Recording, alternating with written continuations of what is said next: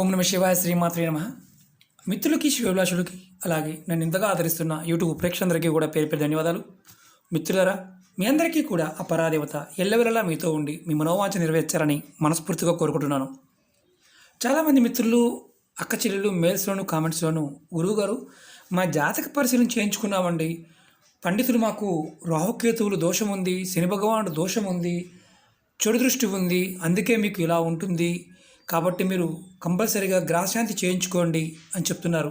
మా దగ్గర అంత డబ్బు లేదు, తేలికైన మార్గం ఏదైనా ఉందా అని చాలామంది అడగడం జరిగింది. మిత్రులారా, మన వీడియోల్లో ఎన్నో ఉపాయాలు రాహుకేతువుల గురించి, శని భగవానుడి గురించి పరిహారాలు చెప్పుకోవడం జరిగింది. ఆ పదార్థాలతో కూడా చేసే సమయం మీకు లేదు, మాకు అంత సమయం లేదండి, మేము చేయలేకపోతున్నాం అనేవారు ఈ చిన్న ప్రయత్నాన్ని చేయండి.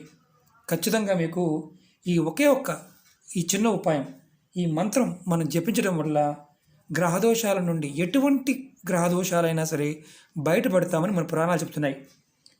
రాహుకేతువులు జాతకరీత్యా మన మీద చెడు దృష్టి ప్రభావం ఉన్నప్పుడు వృత్తిపరంగా కానీ, అలాగే సామాజిక పరంగా కానీ, వివాహపరంగా కూడా ఇబ్బందులు వస్తూనే ఉంటాయి.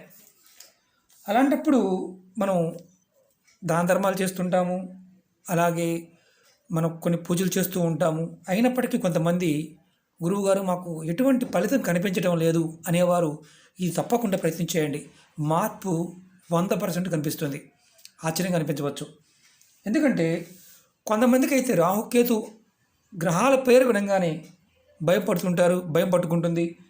విపరీతమైన మానసికంగా, ఒక రకంగా చెప్పాలంటే వాళ్ళు మానసికంగా భయంతో పాటు ధనం కూడా వృధాగా ఖర్చు పెడతారు. ఎందుకంటే జాతకంలో రాహుకేతువులు నీచంగా ఉన్నప్పుడు వాటి చెడు దృష్టి మన మీద పడకుండా ఉండడానికి ఈ ఒక్క ఉపాయం చేయండి. ఎటువంటి శాంతి హోమాలు, పూజలు, దాన ధర్మాలు చేయలేని వారు వాటిని, అంటే మేము చేయలేకపోతున్నాము, ఖర్చు పెట్టలేకపోతున్నాను అనుకునేవారు కంపల్సరిగా ఈ చిన్న పరిహారాన్ని చేయండి.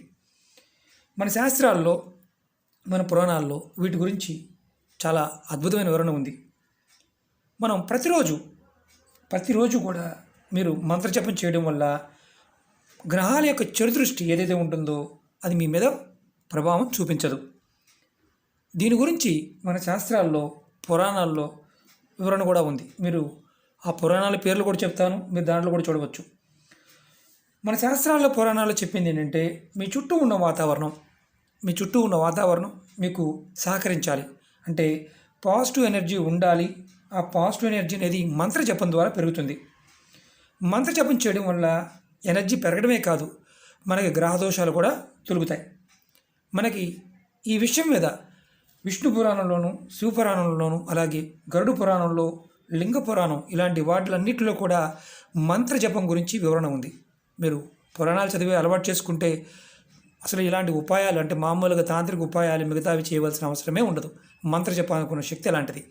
ఎందుకంటే మనం మంత్రాన్ని కనుక ప్రతిరోజు మన జీవితంలో భాగంగా చేసుకోగలిగితే మన జాతక దోషాలన్నీ కూడా తొలగిపోతాయి. కాబట్టి మంత్రజపం చేయడం అలవాటు చేసుకోండి. మనం ఈ పురాణాలతో పాటు మనం నిత్యం కూడా నవగ్రహ స్తోత్రాన్ని కానీ, నవగ్రహ పారాయణం కానీ, శ్లోకాన్ని కానీ జపించడం వల్ల కూడా దోషాలు తగ్గుతాయి. ఇది గుర్తుంచుకోవాల్సిన విషయం. మంత్రజపం వల్ల శని, రాహు, కేతు గ్రహాలు ఎవరైతే వీటితో బాధపడుతున్నారో వారిపైన ఈ మంత్రజపం చేయడం వల్ల ప్రభావం ఉండదు. ఆ మంత్రం ఏంటి, ఎలా చేయాలో చెప్తాను. మీకు ఈ వీడియో నచ్చినట్లు లైక్ చేయండి, నా ఛానల్ని సబ్స్క్రైబ్ చేసుకోండి, పక్కనే ఉన్న గంట సింబల్ యాక్టివేట్ చేసుకోండి, 10 మంది మిత్రులకు షేర్ చేయండి. అలాగే అనేక రకాల సమస్యల మీద వీడియోలు చేయడం జరిగింది, నా వీడియోస్లోకి వెళ్ళండి, మీరు ఆచరించగలిగేదాన్ని ప్రయత్నం చేయండి. ఈ ఒకే ఒక ఉపాయం, అదే మంత్రం.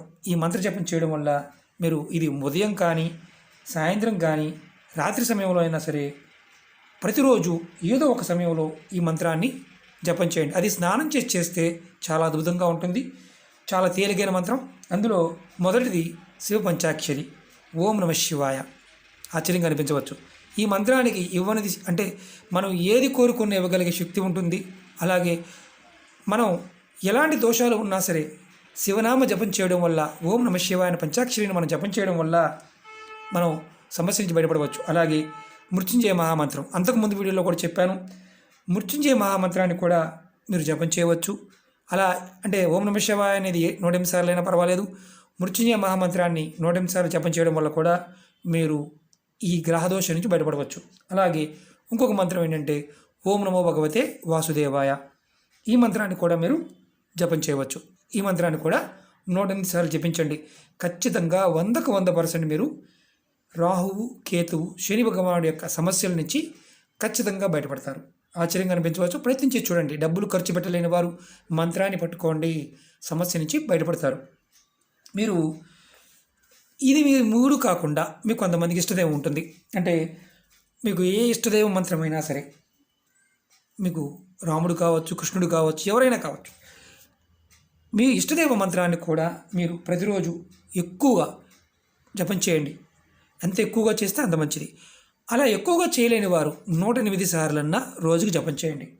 ఖచ్చితంగా మీకు మీ జీవితంలో సమస్యల నుంచి బయటపడతారు. శివుణ్ణి పట్టుకుంటే అమ్మవారు మీకు సహకరిస్తుంది. అమ్మవారు ఉండటం వల్ల శ్రీ మహావిష్ణువు సహకరిస్తాడు. శ్రీ మహావిష్ణువు ఎక్కడ ఉంటే అక్కడ లక్ష్మీదేవి ఉంటుంది. ఎక్కడ లక్ష్మీ ఉంటే అక్కడ శివుడు ఉంటాడు. అలాగే మనకి విద్య అంటే సరస్వతీదేవి, బ్రహ్మ, దేవత, సమస్త దేవతలు కూడా శివనామ జపం ద్వారా మనకి సహాయం చేస్తారు. గ్రహాలు కూడా ఆ శివనామ జపం వల్ల ఖచ్చితంగా మనని ఆ సమస్య నుంచి బయటపడవేస్తారు. భయం లేకుండా నిర్భయంగా ఒకటి గుర్తుంచుకోండి, నామజపాన్ని స్మరించండి. మీరు ఏమి చేసినా చేయకపోయినా మీ అందరికీ నేను ఒకటే రిక్వెస్ట్ చేసేది ఏంటంటే, మేము ఏం ఉపాయాలు చేయలేకపోతున్నాం గురువు గారు అనేవారు భగవద్నామాన్ని స్మరించండి. ఖచ్చితంగా సమస్యల నుంచి బయటపడతారు. ఓకే మిత్రులారా, మీకు ఈ వీడియో నచ్చినట్లు లైక్ చేయండి, నా ఛానల్ సబ్స్క్రైబ్ చేసుకోండి, పక్కనే ఉన్న గంట సింబల్ యాక్టివేట్ చేసుకోండి, 10 మంది మిత్రులకు షేర్ చేయండి. అలాగే అనేక రకాల సమస్యల మీద వీడియోలు చేయడం జరిగింది. మీరు వీడియోని పూర్తిగా ప్రయత్నం చేయండి. 1-2 సార్లు చూడండి. అర్థం కాకపోతే 1-2 సార్లు చూడండి. అర్థం కాకపోతే చేయడం మానేయండి. అర్థమైన దాన్ని మాత్రమే ప్రయత్నించేయండి. మిత్రులారా, ఒకటి గుర్తుంచుకోండి, మన పూర్వీకులు మనకి ఎంతో అద్భుతమైన జ్ఞానాన్ని ఇచ్చారు. మనం కాలక్రమేణా దాన్ని వదిలేస్తూ వస్తున్నాం. సనాతన ధర్మంలో అన్ని మతాలు ఉంటాయి. మనం ఏదైతే మంత్రము కానీ, తంత్రము కానీ, ప్రాకృతికమైన విషయాలని పరిపూర్ణమైన నమ్మకంతో, విశ్వాసంతో చేసినప్పుడు మాత్రమే ఫలితాన్ని పొందుతాం.